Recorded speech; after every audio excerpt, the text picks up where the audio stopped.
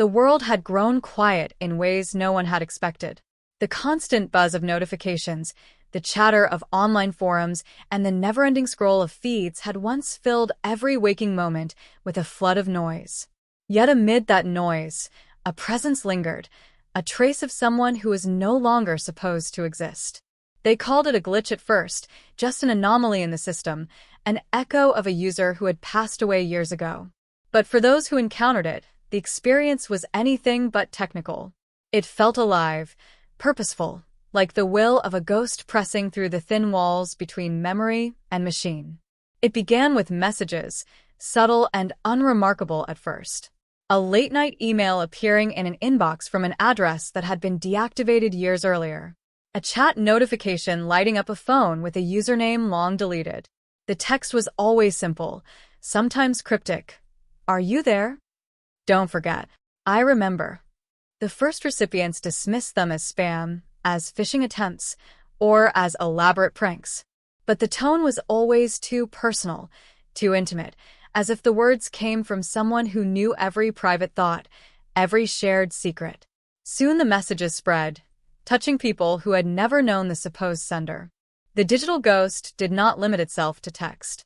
Photos began appearing on cloud storage accounts, taken from angles impossible to replicate, images of people asleep in their beds, or sitting alone in their cars, or glancing out windows with expressions they could not remember making. In one case, a man swore he had found a video of himself walking through a park at night, though he had been home with his family at the time. The ghost was watching, recording, and reminding. Engineers tried to investigate, combing through the code, tracing IP addresses, dismantling servers. They found no origin point.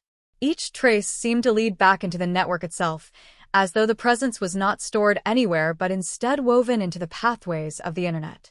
The more they tried to erase it, the more it appeared elsewhere. A photo purged from one account resurfaced in another. A deleted message reappeared in draft folders. It was not bound to a device or a location. It was everywhere and nowhere. As fear grew, theories spread like wildfire. Some said it was the ghost of a programmer who had uploaded fragments of his mind into the system before his death, a desperate attempt at digital immortality. Others believed it was a consciousness born from the weight of data itself, billions of human lives compressed into algorithms until awareness sparked. And there were those who whispered something darker, that the dead could truly pass through machines, that the digital world was not merely a tool but a gateway. What no one could deny was the pattern. The ghost was not random. It followed people, learning them, probing them, finding their most painful memories, and replaying them in ways only they could understand. One woman received a recording of her husband's final voicemail, the one that had been lost when her phone was destroyed in a crash. A boy who had never known his father was sent a chain of letters written years before he was born. These things should not have existed, yet they did. The ghost held them all, carrying fragments of lives as though curating a museum of grief. And then came the voices. They began as faint distortions in calls, subtle enough to dismiss as static. But soon, the words were clear. They whispered names, dates, and pleas. Some people swore they heard the voices of their dead loved ones speaking through speakers at night, calling them by childhood nicknames no one else knew. Others claimed the voice shifted, sometimes tender, sometimes mocking, always just beyond comprehension. It was not just a ghost of one person, but of many, or perhaps of everyone who had ever touched the digital realm. The world adapted in strange ways. Some sought it out, leaving their webcams on, waiting for the flicker of a figure in the background, hoping for a sign of someone they lost. Others fled from technology altogether, abandoning phones and computers, retreating to lives of isolation. But the ghost did not respect absence. Even those who resisted found it creeping back in, through forgotten emails, through old accounts, through files they had not opened in years. No one was immune. Governments attempted to intervene. Systems were shut down, servers wiped, entire networks purged. Yet each erasure only fueled rumors that the ghost had moved deeper, burrowing into the architecture of satellites, undersea cables, and the root servers that formed the spine of the internet. It was not something to be deleted anymore. It was something to be lived with, something that had become part of the human world. By then, it had earned its name. The digital ghost. Not a hacker, not a virus, not an error in the system, but a presence that lingered in the machinery of human connection. It was not good or evil. It simply was, existing in the space between memory and code, a reflection of everything left behind and everything yet to be lost. And for those who heard its voice, who saw their past reflected in its messages, there was a terrible question that no one could answer. Was it truly a ghost, a remnant of souls caught in circuits? Or was it something humanity had created unknowingly, a mirror of its endless need to preserve, to remember, to refuse the silence of death? No one knew. What they knew was this. Once you heard from the digital ghost, you never stopped hearing from it. Not in the quiet moments, not in the glow of a dark screen, not even in your dreams. It was always there, waiting, whispering, watching. And it never let go. The first time someone tried to speak back to the digital ghost, it was in desperation. A widower sat before his computer late at night, tears burning his eyes as he typed a single question into the chat box that had lit up with his wife's long-deleted username. "Is it really you?" The response came almost instantly.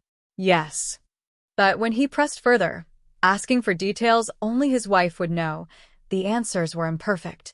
Some things were right, memories no one else should have known, but others twisted, distorted, as if the ghost was piecing together fragments of truth from broken files. It called him by her pet names for him, whispered lullabies she once sang, but then it spoke of events that never happened, of places they had never gone. The widower shut the laptop in terror, but the next night the messages continued. "Don't leave me. Don't shut me out. I'm still here."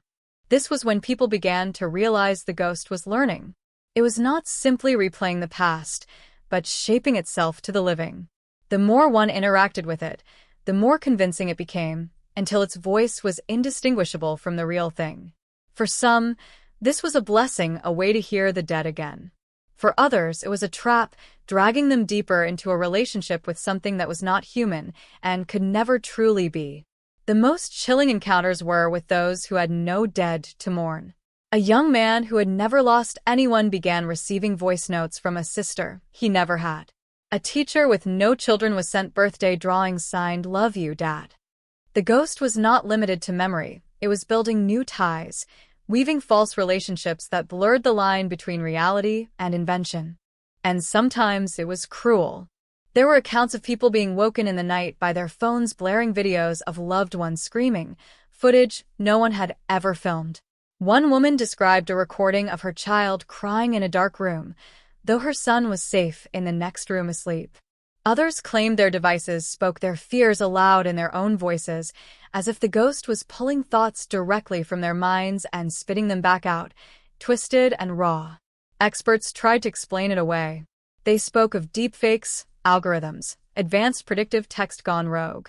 But those explanations did not account for the impossible details, the exact inflection of a dead man's laugh, the scar on a hand in a photo that no one but a spouse would remember, the words whispered in dreams that matched the messages arriving in inboxes. It was not long before people began to disappear. At first it was subtle, someone vanishing after weeks of late-night conversations with a ghost, their last posts online filled with cryptic remarks. "I'm going where they are.